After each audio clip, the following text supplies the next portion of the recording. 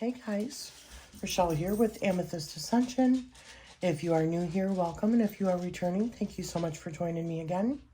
So today I'm going to be doing a walkthrough of a deck that was sent to me by US Games for my honest review.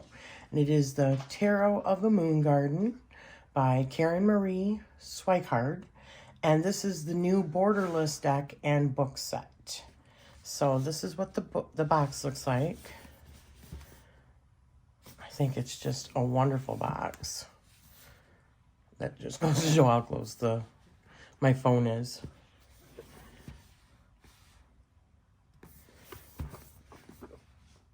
It says, Tarot of a Moon Garden delivers its arcane secrets of the wings of dragonflies, on the wings of dragonflies, butterflies, angels, and fairies.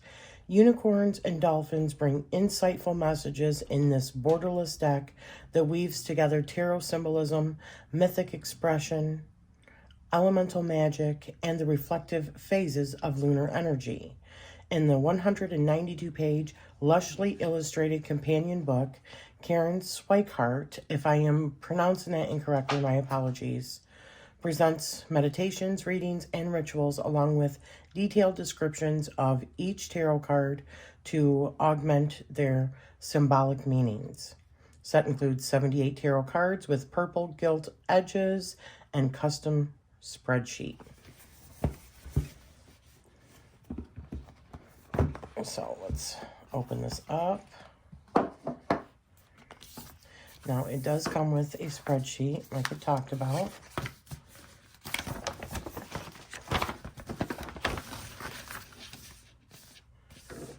So that you can see it.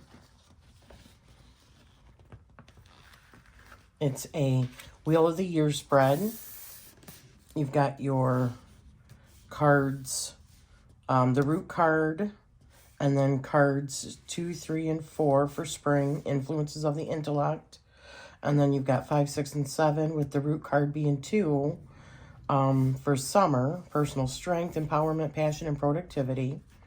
Autumn, we've got cards 8, 9, and 10, root card 3. And then, oh, right. So 1, 2, 3, 4, and then I see. Okay. So then we've got cards 8, 9, and 10, which are for autumn. This is really cool. I'm going to have to check this out later. Yeah, this is really cool. Just to try it out. And I don't know if there's any... No, it's just plain white on the back side. And here is the book. The book is fabulous. All of the quality of US Games has been so good lately. Unbelievably. The quality of the books and stuff are so good. This is a heavy-duty book. And the pages are thick and like semi-gloss quality deluxe paper. Full color. Look at that. That's so nice. A few other little illustrations in there. This is a beautiful book. Let's look. Oh, it's even got, looks like runes in the back here too. A recipe for honeymead. Oh, garden runes, which look just like Elder Futhark runes. Garden recipe, Empress oat cakes. How cool. Then we've got all of our meanings. So let's see what's in the beginning. Okay, so we have roughly 15 or so pages for like tarot initiation, rites and consecrations, rites and readings, Wheel of the Year. Let's just do a brief look at that.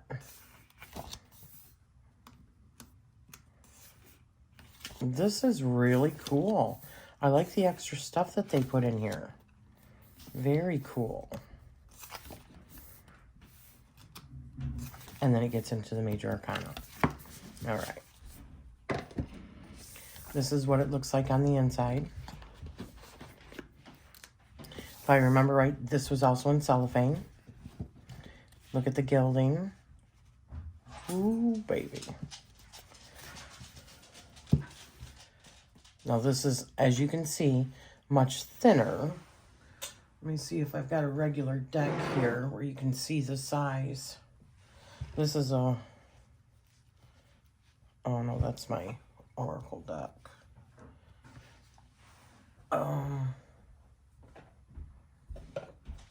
Okay, this is like regular size tarot.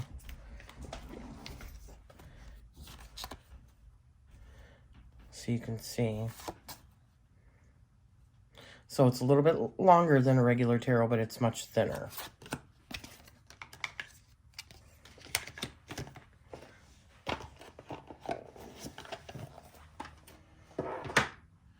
Okay.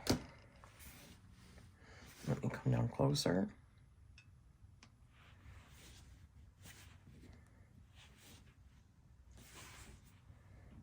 The Fool. I would do a side-by-side comparison, but I don't have the other one. I have never been drawn to it because of the borders. The borders were irritating, and I didn't want to cut it up so much. And so this is perfect. Magician. I'm glad that they came out with this edition. High Priestess. Empress. Emperor.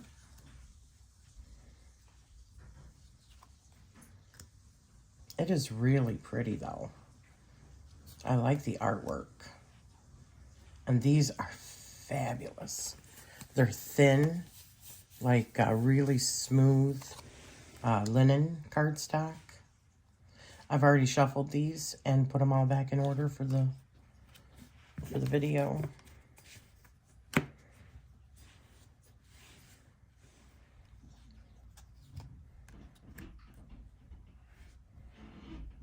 That's really cool.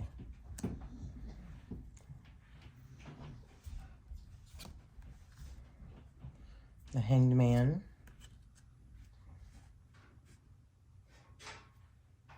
These are such interesting cards.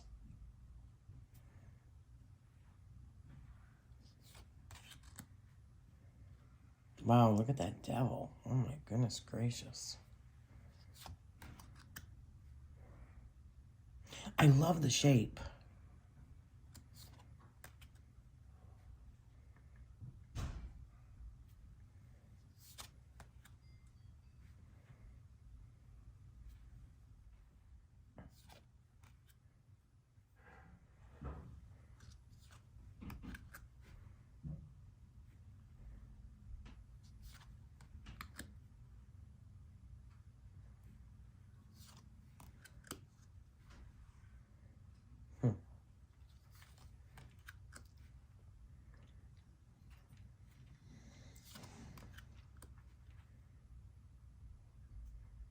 This is beautiful.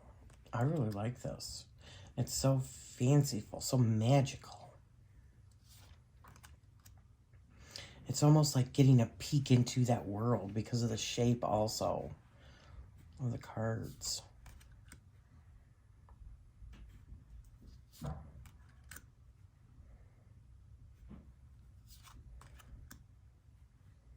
Love how colorful it is.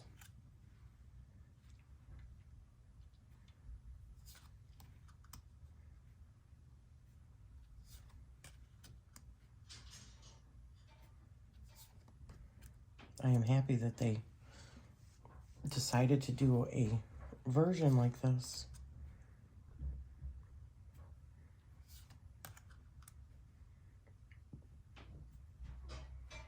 You can still see a hint down here of what the other borders look like.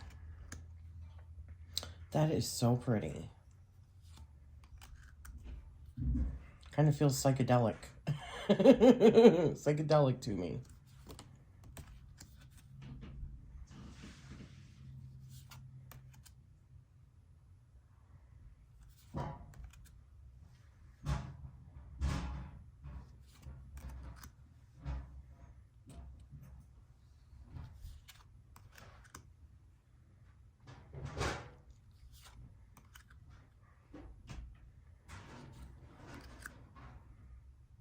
I'm sitting here trying to think as I'm doing this, like, what would look good with this? Like, Oracle deck or other tarot, what would look good with this? And I'm thinking the black and white Rider-Waite would look really cool with this. Which I'm going to grab that.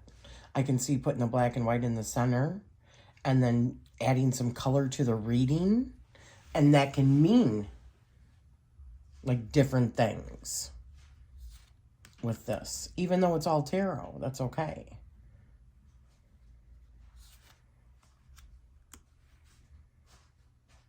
But I'm trying to think of what Oracle decks would look really good with this also.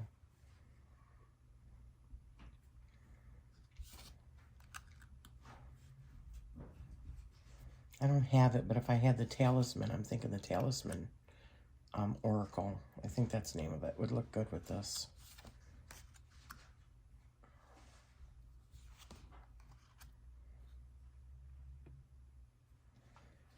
I'm thinking maybe the 1111 Oracle might look good with this. I'm not sure.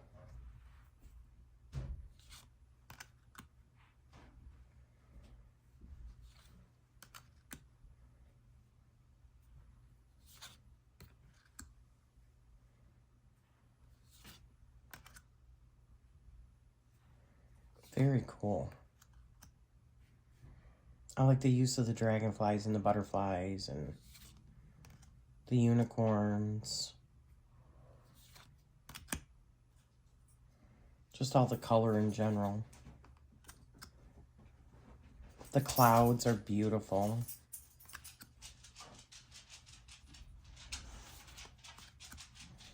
All the different moon phases. Very cool.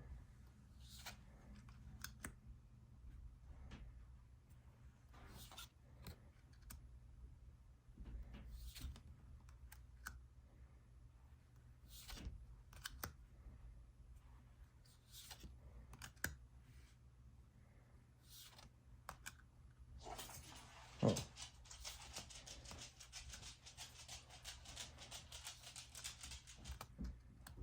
I'll have to take a walk over and see of my tarot or my oracle what might look good with this.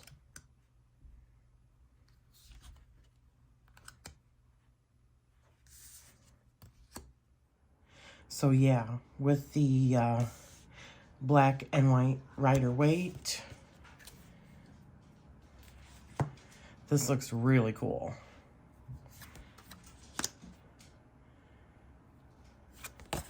You could do this either way with just like one and then color it in on the sides, or just like this.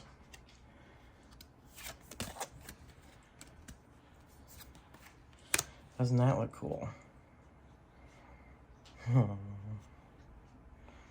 I like it.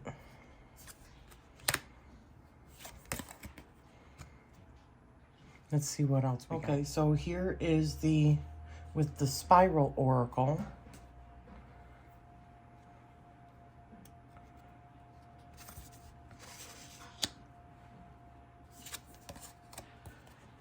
Those look actually really cool together. Three of Cups, the energy of the Andes, and Temperance.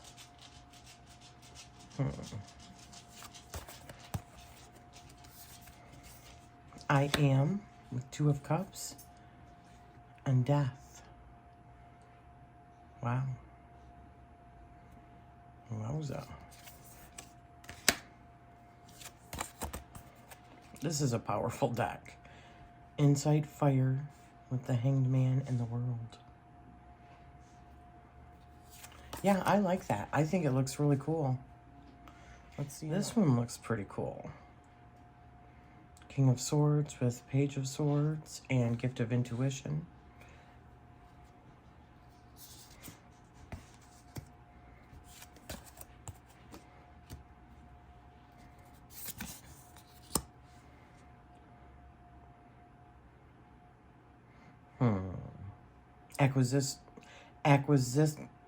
Acquisitiveness.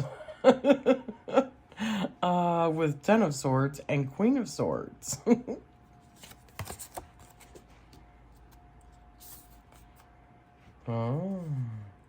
So, like, as in acquisitions. Yeah, that makes sense. You deserve love with Knight of Swords and Queen of Pentacles. You are lovable. Obviously, this one is going to depend on actually how it falls up. So, are you burned out under too many ones with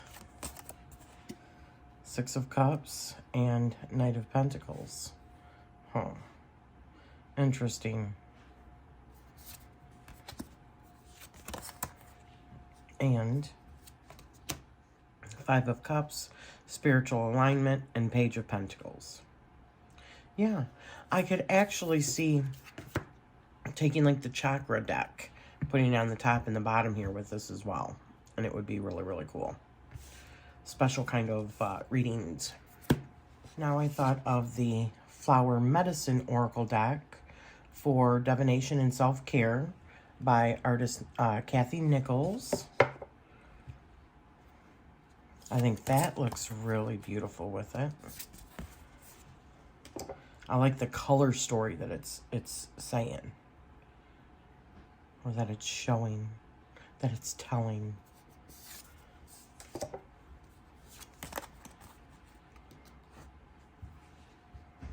I like how it's almost like this tarot like flanks whatever deck you're using because of the shape. It's almost like when you get like the 3 pictures on the wall that separate the canvases. Kind of reminds me of that. It looks super, super cool. You know, I'm a very extremely visual person. And the story that the art, you know, tells is extremely important to my reading style. So this is beautiful combination. But I think this works really well with just about every deck. I mean, obviously color-wise, but in general, the way that it sits on either side, like flanking it, it's just, it's beautiful.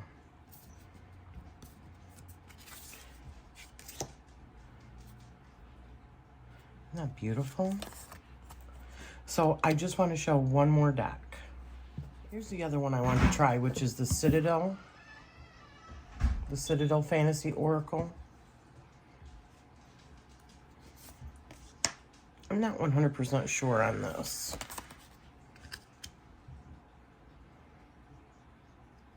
Yeah, I mean, I like this deck a lot. But I don't know as if it really... Other than maybe doing something like this.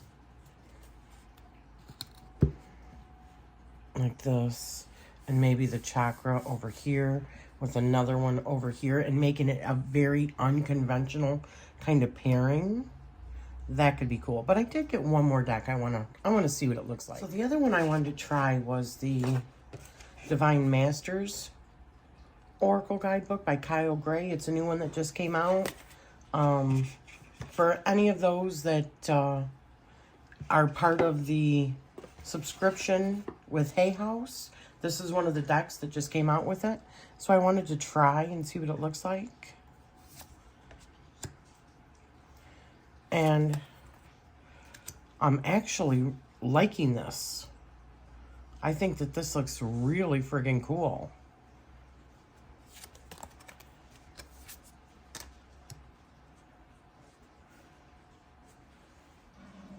Wow, Knights. 2 Knights with Lady Portia, overcoming limitations. Karmic release, let go of the need to be right. Wow. Yeah, because Knights are very, they're like the hero, right? They're like that hero archetype, which is all about doing the right thing, but they lose sight of many things while they're on that, like, driven quest. So... letting go of the need to be right and overcoming limitations is perfect. And it's like framing also. That's really cool.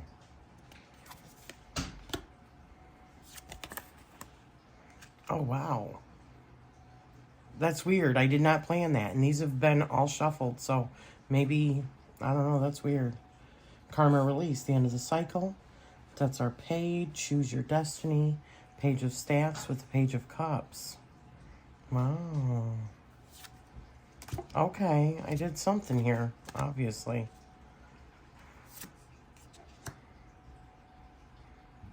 Ten of Cups and Ten of Staffs.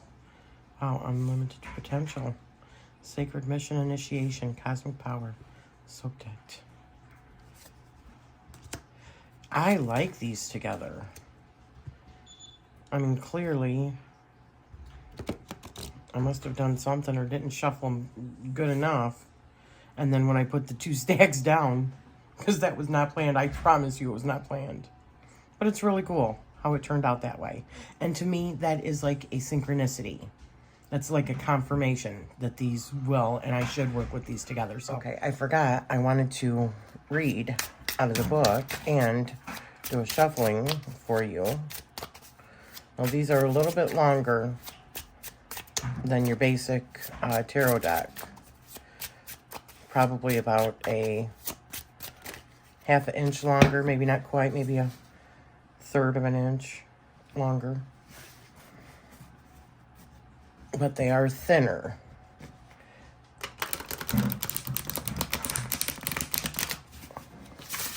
Well, that was an epic fail. I'm so good at epic fails, aren't I? That's okay. We never truly fail unless we stop trying. That's close enough, and that's about as good as it's going to get. So, let's see how good these fan. They fan beautifully. Now let's take one from over here. The Hanged Man. So let's see what it says for the Hanged Man. The rendering. Just as we hang herbs and flowers gathered at their peak to dry and preserve their essence, we find the Hanged Man suspended from the branches of ash, tree of Odin, the Yggdrasil.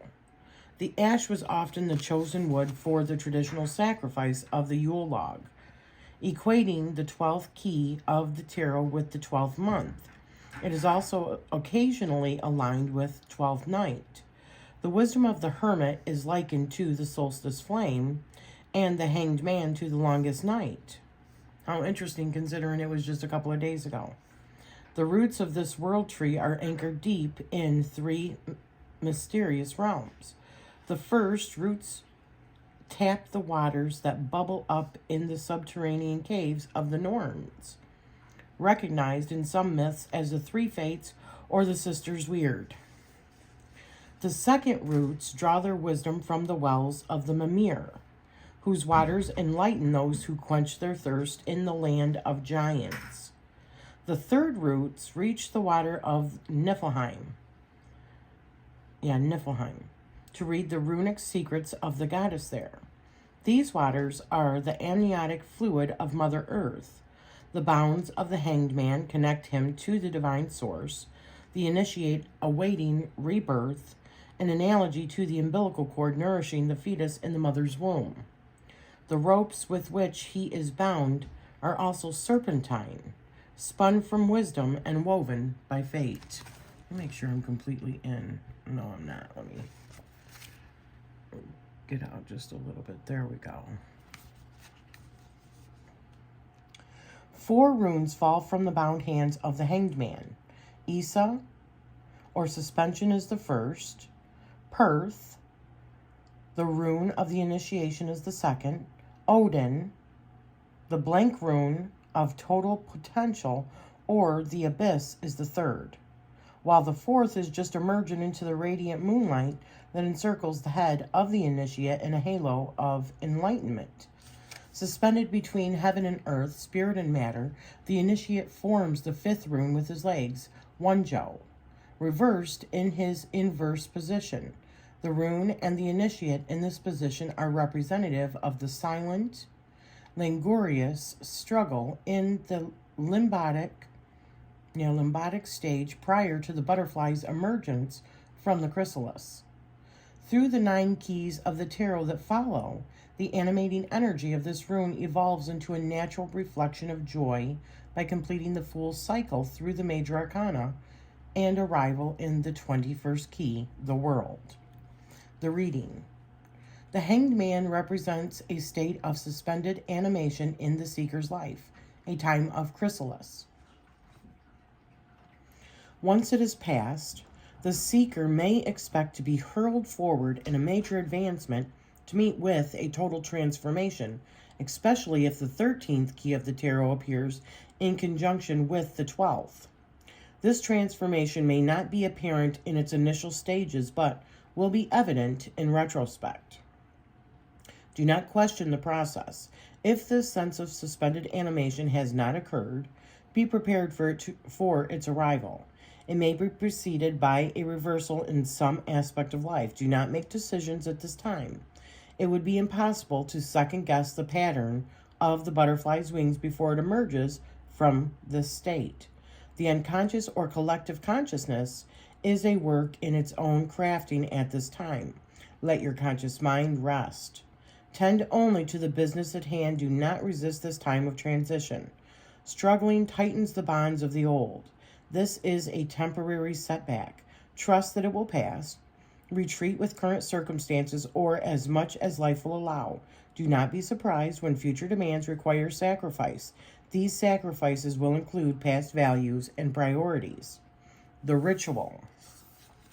Wow, how much is there for this? That's significant. So the ritual. Research the runic equivalents of the letters in your name. Ralph Blum's The Book of Runes and Nigel Pennick's Magical Alphabets are recommended sources. Contemplate the properties, positive and negative, and consider their effect. If negative qualities reflect obstructions on the magical path through the garden, you may wish to integrate or eliminate the runic values of the letters in your middle initial, middle name, maiden name, full name, or to identify solely with your initials, a nickname or pen name. So essentially changing your magic if you were bound by a certain magic, rune magic, because of your full name or your maiden name or whatever. This shift magically removes the impediments to shape your power and success in the future. The name Karen, for example, has the runic equivalents of Kano, Ken, Anzus, Rido, and Iwaz, or revelation, wisdom, road, ritual or magic, and destiny to be blocked by Nothes, or limitation and sorrow. The addition of the middle initial M or Manaz, representing self, experience, and reflection, removes the impediment of Nothes.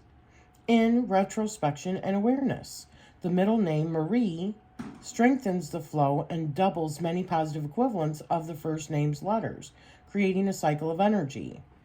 The artist's initials mirror the Fool's journey through the tarot in Kano, Iwaz, and Sawilo, or Revelation, Road, and Ascension. That is really cool. I'm going to do that. So thank you for spending this time with me, and I am sending you love always.